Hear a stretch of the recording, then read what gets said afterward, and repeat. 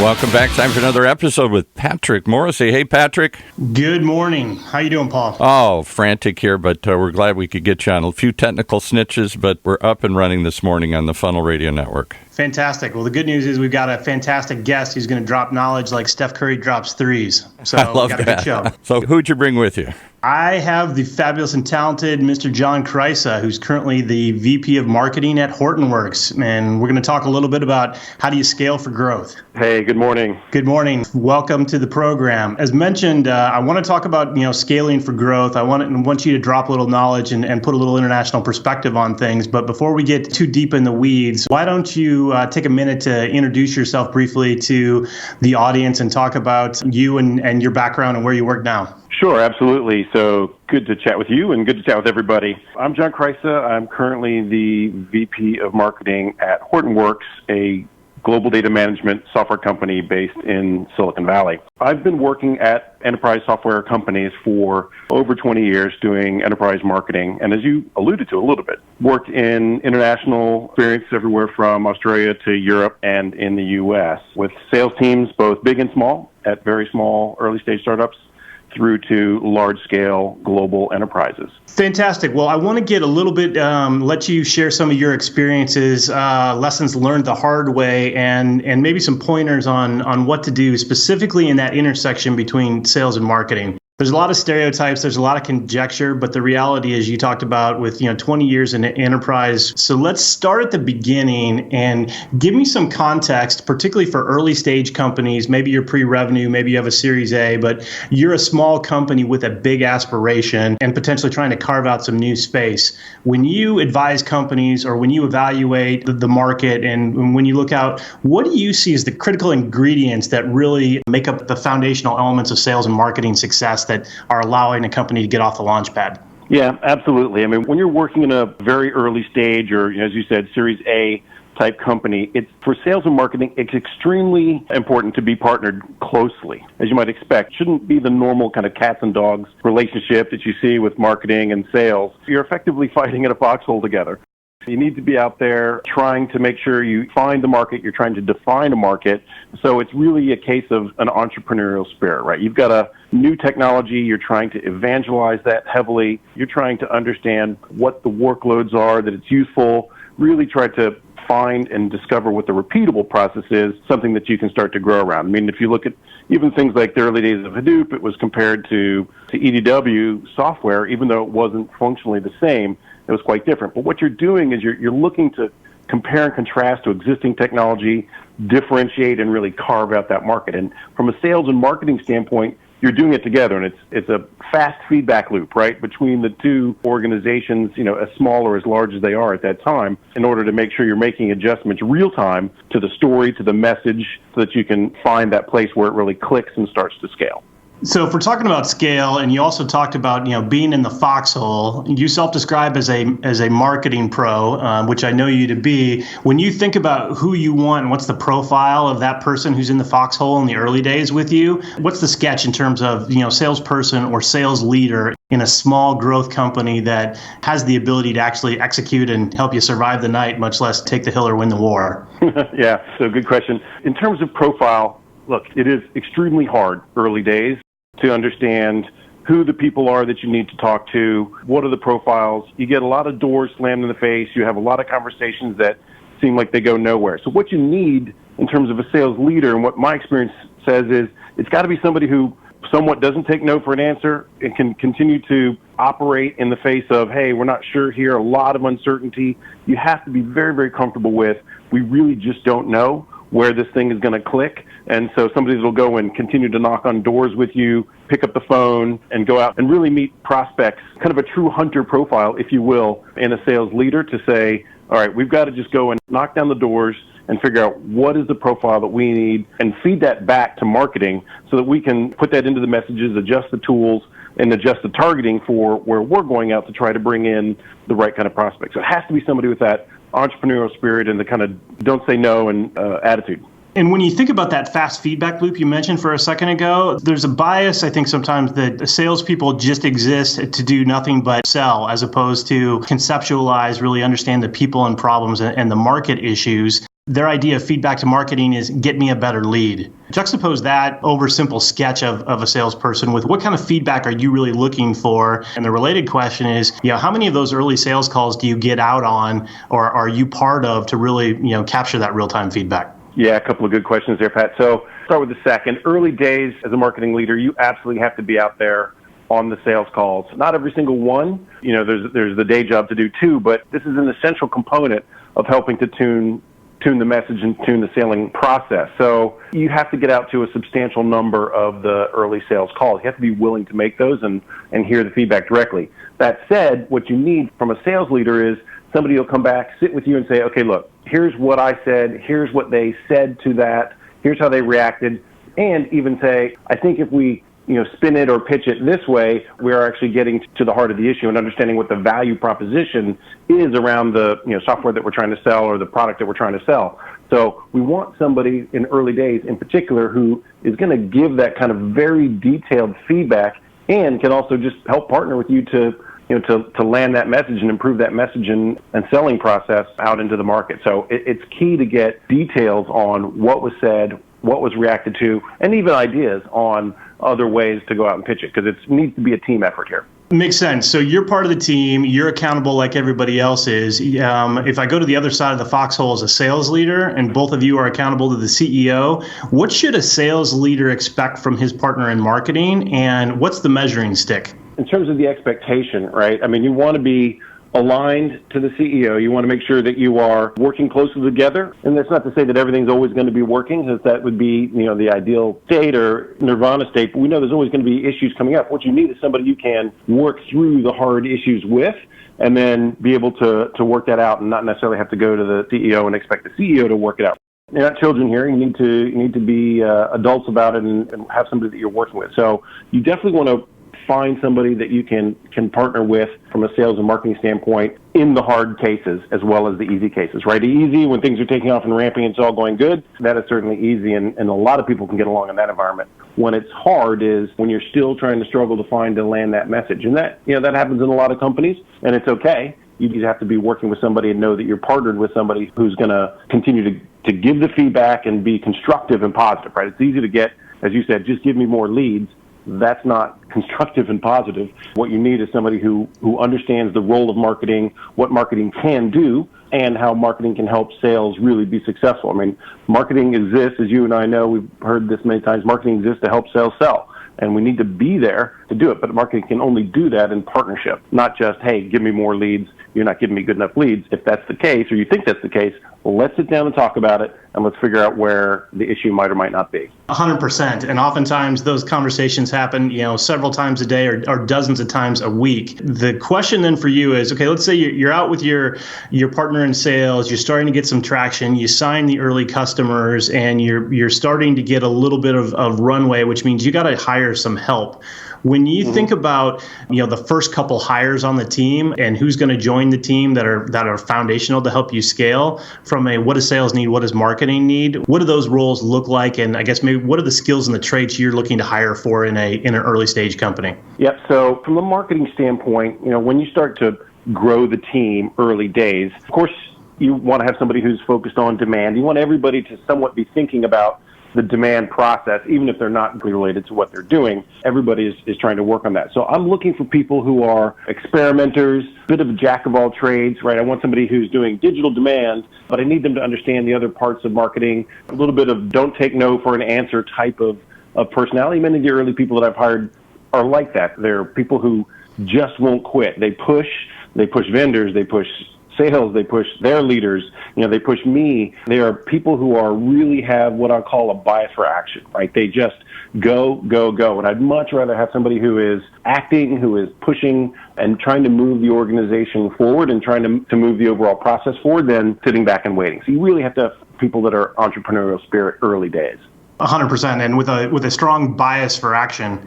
What have you observed as you think about putting on the first few salespeople? Is it the same sort of skill set, bias for action, and just run through the wall? Or are there other things that you've observed that from a skills or from a traits perspective that you think a small company needs to over-index on? Yeah. So, I think a lot of the people in the early companies that I've seen have success are the kind of run through the wall type of folks, like who just will keep going to land the sale. Because early on, you're still not 100% sure, what the most scalable selling process or customers or any of that is. So you just need to keep going. And as you continue to grow, then you start to tune that, particularly if you start to get a couple of customers, you can start to think of breaking it up into more hunters and farmers type organization. But early days, your first few people, first hires in international and things like that, where they don't necessarily have a lot of support, they need to be people who will run through walls and really don't take no for an answer as well. Very entrepreneurial. When do you start to see the signals, or what are the things that you're looking for that start to say this thing's really going to take off and we're going to hit escape velocity? When you look at the sorts of behaviors you see from salespeople or for customers, what's the pattern matching that the listener should be looking for to really kind of decode? Are we just going to be blocking and tackling forever, or this thing is really starting to hit an accelerated ramp? That's a good question. I think we're looking at the data. So, you want to look at, say, the sales cycles, what's happening, what are the use cases. If you can, set up to capture use case information early on in your Salesforce or whatever system you're using. You can actually get an idea of what are the things that are starting to catch. So you've got to catch that. You've got to have your ear to the ground to understand we're starting to see this particular pattern over and over again, or this particular use case, or this particular buyer is responding to a certain set of messages. So it's by collecting data and understanding what you're starting to see that you'll start to develop patterns. At certain companies I've been at, we started to see signals in specific industries, for example, whether it was in government or in financial services. You start to see patterns. So that pattern can develop cross-functional or cross-industry, or it might actually specifically be an industry. And it might be responses on your website. It can be responses to what your sales teams are saying, where you're having certain success at certain events. All the different signals are things that you need to read and understand and align and correlate that with the selling process and the selling success. And then that's going to start to tell you, hey, we're really onto something here. And maybe we need to put some more, marketing fuel on that fire to try to stoke it, to see if that also stokes more sales. Like, you need to kind of experiment in those areas using the data that you're getting back from the market and from your sales team. Is there a good example when you start to think of that in terms of the signals, and you start to see some of that repeatability of either some tests you can run or some examples you'd use to really flesh out if you've got true signal or not? Yeah, let's just say you think that you've got some signal in a specific industry. Then I would tune and start to fuel more the outbound selling activity into that, whether it's going to industry-specific trade shows, targeting those specific user profiles within industry, and look at the response rates, click-through rates, and all that, plus do lead qualification so that we're bringing that through to the sales teams, and then the sales teams can give us the direct feedback on, hey, okay, I had a really good conversation with this role, and that that's led to me creating some opportunities, et cetera. So you start to listen to those, and it might be by industry where you're going to add fuel to it, you're going to add some resource to it, maybe even focus a salesperson on that specific industry and allow them to try to operate in there with some marketing backing to see if it starts to scale out for you.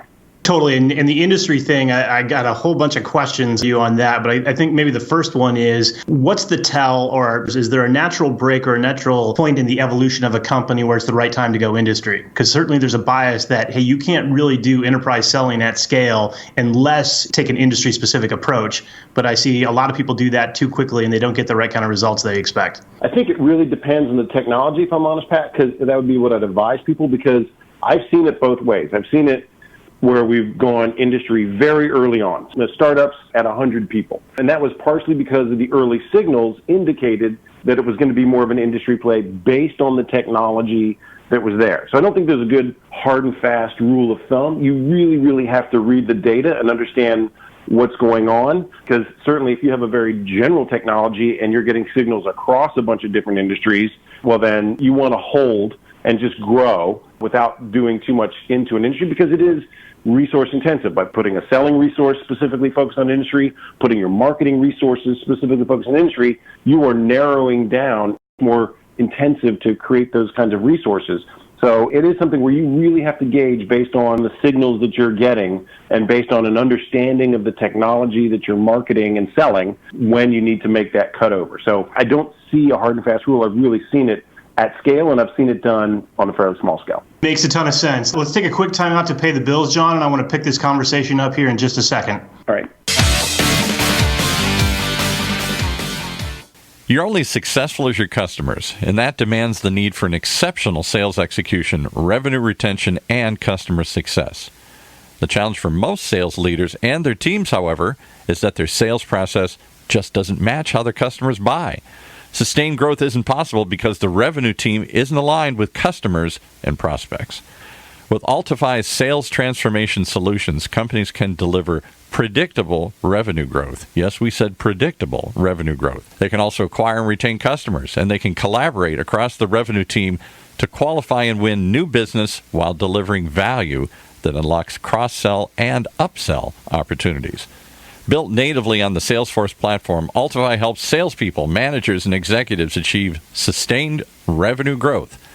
They help accelerate sales performance for Autodesk, Comcast, GE, Honeywell, Salesforce, Tableau, and United Healthcare. They can do the same for you.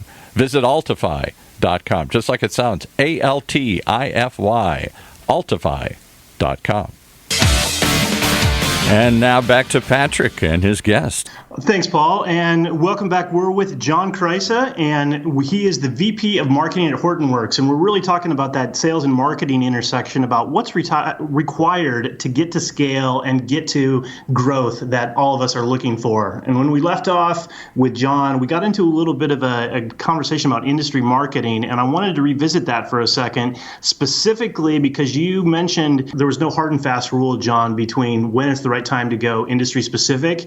If you think about one of the dialogues in sales that seems to be as old as time, is public sector is totally different from selling in commercial. Whether I'm selling in manufacturing, I'm selling in high tech, I'm selling in telecommunications, just that animal is wholly different. And I've had other sales leaders say to me, you know what, other than the fact that customers are called constituents, it's almost 100% the same.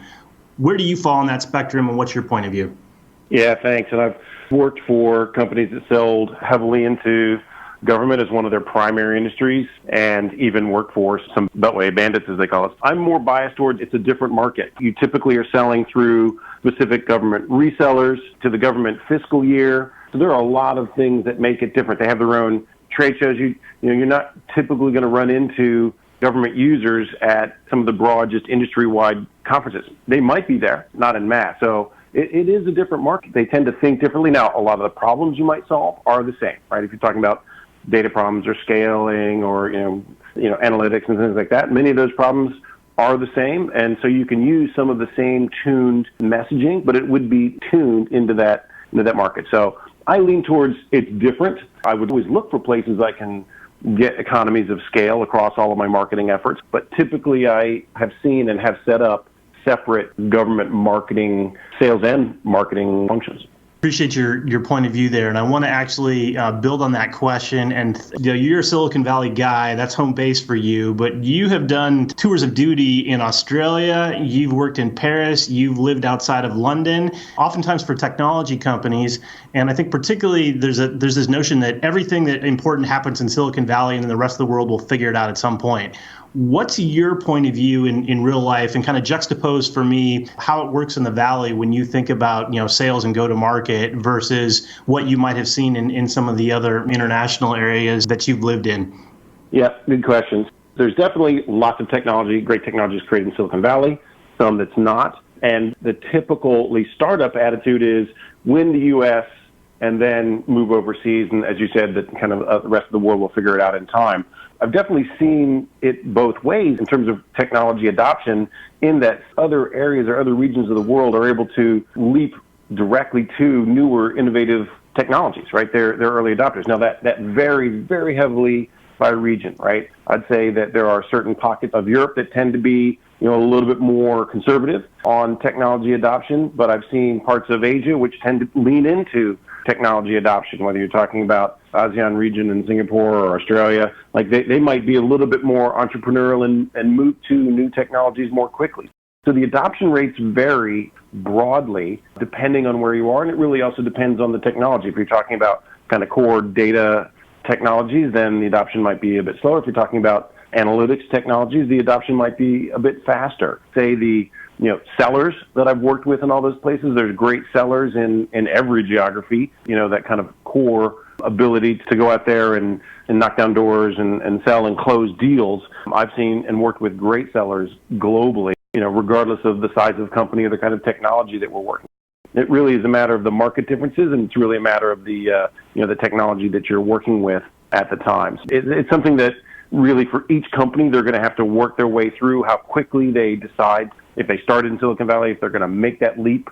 Often what we see is that, and I think this is very common practice, the first move is to some place like London because of common language and things like that, and it makes it a little bit easier. Kind of thing that took me to Australia was, again, common language and common use cases for the technology that I was working with at the time. Also, some great sellers down there and great market opportunities. So you really have to judge it based on the company and the technology you're moving. But the sellers that are out there, and the opportunities that are out there, I think are obviously very, very broad. Yeah, and you mentioned something that I think is important, that there are great salespeople, great sales leaders everywhere, but there's also some nuances around culture. So I'm winning whatever I'm selling, but just technology generically, we're winning the U.S., we're expanding globally, so we drop some sales and marketing talent into London and Paris. What's the same and what's different? Or maybe said differently, what are the common mistakes you see particularly tech companies make when they go to spin up an outpost in someplace like London or Paris? That's a great question. And one of the common mistakes, I would say, is that it is culturally the same, right? I mean, it is the UK, it's two countries separated by a common language. The cultures are similar, but they are important differences. I think there's important differences in the culture of selling, and there are some important differences in terms of just the culture in general. So I'd say that's one, like just not understanding quite the nuances and the way that selling is done in the U.S. It's not to say that there's vast differences, but not recognizing that there are differences, I would say, is one of the bigger mistakes. I'd say the other thing is you have to hire the right sales people, because typically, as you said, you're dropping first a couple of sellers and maybe to include the technical side of selling into a country or region. You have to get those extremely entrepreneurial people because they are way out on the pointy end of the spear or on an island or whichever analogy you want to use. So they have to be comfortable working with very, very little support from a marketing and generally from a company standpoint until they can start to find some revenue and start to justify the additional resource and investment in that area. But they have to know that that's the situation they're coming into. Can't hire somebody who's expecting to get full support immediately because they won't be successful and you will have just wasted a lot of time while everybody's figuring that out. So it's important to get the right kind of entrepreneurial people, but they absolutely exist. To your point, out there in all of those countries, you can find those great people to work with. It's just a matter of taking the time to get them in. Absolutely. So let's talk about sales and marketing at scale, because you have a leadership position now and have multiple leadership positions in public companies. When you think about what good to great looks like in sales and marketing, both in the relationship and the operational cadence, what's top of mind? And kind of back to the earlier question I asked you, what kind of skills and traits are you looking for when you're hiring on your team or you're looking at the sales organization and thinking about how do they continue to scale and grow? So a couple different things there. In sales, you're moving from pure hunters to a combination of hunters and farmers. Obviously, from a marketing standpoint, moving to people who are more specialized in terms of their abilities, whether they're specialized in field-based demand generation or digital demand generation. So you're really looking for people who are deeper and deeper into their specific skill area, still with somewhat of a breadth of knowledge across marketing, particularly in the leadership positions that you're hiring. But your line managers and specific skill people are getting deeper into their expertise. You're beginning to grow the team in terms of what you can do, like adding in, for example, industry marketing or other pieces that help you scale. As you're growing and the company's starting to grow, you're starting to click on common use cases and things like that. You need people who know how to scale and operationalize those components from a marketing standpoint, marketing operations and all the other components that really make a marketing organization run and align around, specific metrics and growth for pipeline and obviously revenue alignment to the sales teams. And as the sales team starts to segment and grow the different kinds of salespeople, you need to be able to provide the right kinds of tools, leads, and kind of integration, if you will, with that sales org as you're trying to grow and drive demand. So you're looking for people who are more specific in terms of their skills, very demand focused, and starting to grow and operationalize, and probably who've had some experience in other organizations, operationalizing marketing around demand engine at scale the lead flow and the demand flow within the organization and moving that through. Those are the things I think people should be thinking about. Once you've started to get and understand what the repeatable selling processes and use cases are, and sales are starting to grow, you have to scale marketing commensurately to be able to meet those needs of the organization. And the world's a much different place than when you and I started and got our first jobs in marketing. When you think about that from a discipline perspective, what's different in sales now than when you first joined the workforce and first got into tech?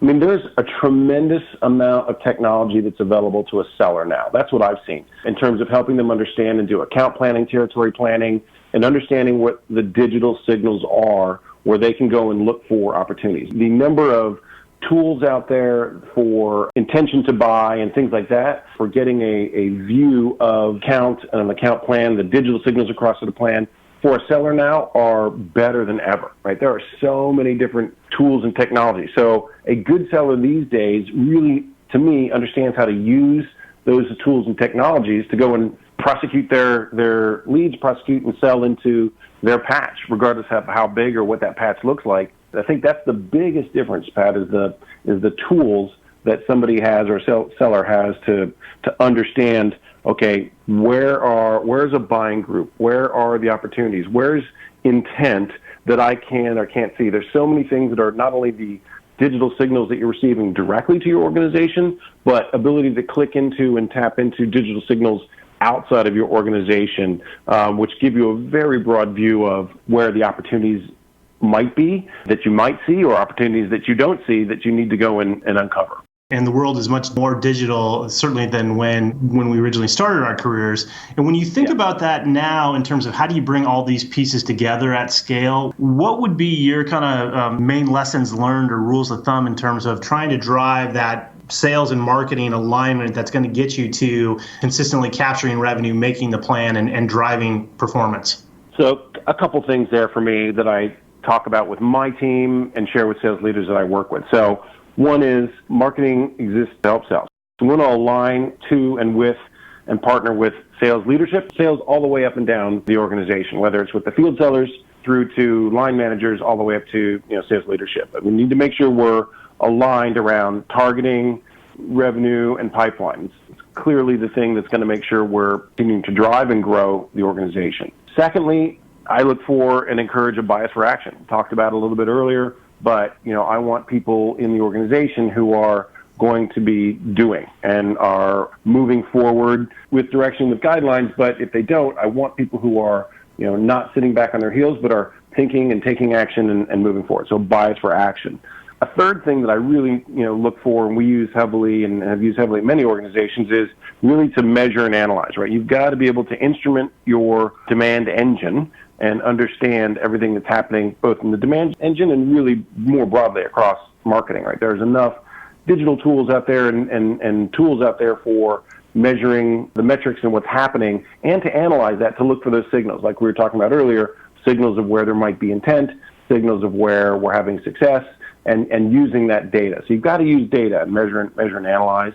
Thirdly, I want to make sure we're thinking at scale. I tend to think, in terms of things like content, like let's create content that can be used in multiple ways. I tend to use the analogy of five-way beef, some stuff I was doing when I was working with the Navy many years ago, where it would be served as a roast the first day, sliced the second day, chopped the third day, fourth day it would be in a sandwich, and the fifth day it would be in a stew. Like, it was just, you got to be able to use your content in multiple ways. So I use the five-way beef analogy, which is the way it was served on the ships, to tell people, let's make sure we're using content at scale, and really everything we do, we need to be thinking at scale. And then final, just be collaborative across the organization, both within marketing, but to all the other components, because the only way for you to be successful as a marketer, as a seller, really in general, is to make sure you're collaborating openly with the other parts, because that will help you be a better marketer and I think be a better seller and really help drive the organization towards its goals. So those are a couple of the things that I tell people when they start in the org that I expect and I want to see out of them, and that we try to do and live in the marketing organizations I lead. And you're actually hitting on something with that last point around collaboration that I think is critical, John, which is, I think all the best sellers that I observe and the best teams I observe know that selling is a team sport and really aligning around the culture. Any best practices or suggestions you'd give in terms of how do you drive that collaboration and enable that culture to make sure that your team is actually executing to full advantage? I'd say the first thing is really to live it yourself, right? I mean, lead by example is what I try to do, and that's what I look for in leaders, and it's what I encourage across the organization. I think that's one. Two, you can set up forums and try to do things that encourage that across the organization, whether it's feedback Fridays or lunch and learns. I mean, there's just different ways to create open forums for communication and collaboration. So I think it's making sure that you are living it, but also encouraging it through the forms and functions and processes you put in place within the organization. That can help make sure that you're encouraging collaboration. You don't want to do things by committee. You need to make sure you do that within reasonable structure and organization, but definitely you can encourage it within the organization yourself. Absolutely, and that's probably a good lead up to kind of the summary question, because you've been very generous with your time. When you think about across your career, the best sales leader or leaders you've ever worked with, who's the person that stands out to you and why? And what did you learn? Yeah, given the span of my career in the regions and geographies and places I've worked, I've been fortunate to work with many great sales leaders, as I'm sure you have too. Everything from early stage companies to companies working at scale. And obviously the kind of profile you need for an early stage sales leader is generally different than somebody you're going to need for something that's very scalable. Some make the transition, some may not.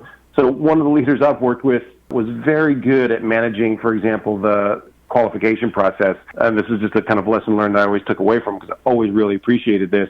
He always asks his teams during kind of the deal review process, he asks them what he calls the why buys. And those are why buy now, why buy from us, and why buy anything, right? So it's an interesting set of questions to ask someone who's trying to sell to a customer or prospect and thinks they have a deal. Because it turns out if you can answer those questions, then you are definitely well on your way to having a deal. So I always appreciate the why buy questions. There's many different ways to obviously qualify, MedPick and many others, but those are three very simple ones, which, if you can't answer them, then it's really hard to believe that you're getting towards a deal. And I think that's what we're all trying to do, is understand what are the signals, what do we need to do to get a little closer to a deal.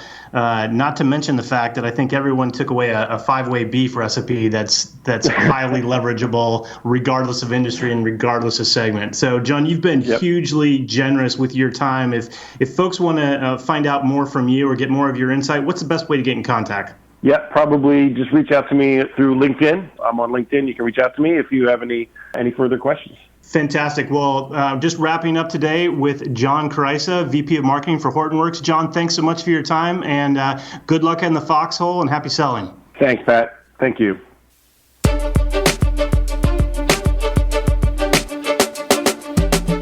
You've been listening to Predictable Revenue Radio with your host, Patrick Morrissey, Chief Marketing Officer at Altify, the sales transformation company. One of the many shows here on the ever-growing Funnel Radio channel for at-work listeners like you.